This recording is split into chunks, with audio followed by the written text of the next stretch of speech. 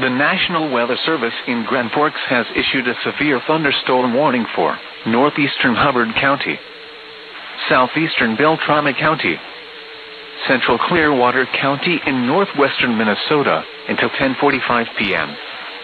At 9:49 p.m., severe thunderstorms were located along a line extending from Lower Red Lake to near Debston near Weem, moving southeast at 50 miles per hour.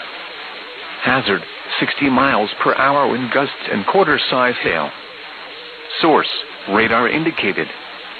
Impact, hail damage to vehicles is expected. Expect wind damage to roofs, siding, and trees.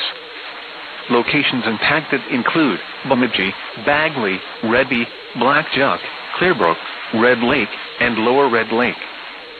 For your protection, move to an interior room on the lowest floor of a building. A tornado watch remains in effect until 11 p.m. For north central and northwestern Minnesota,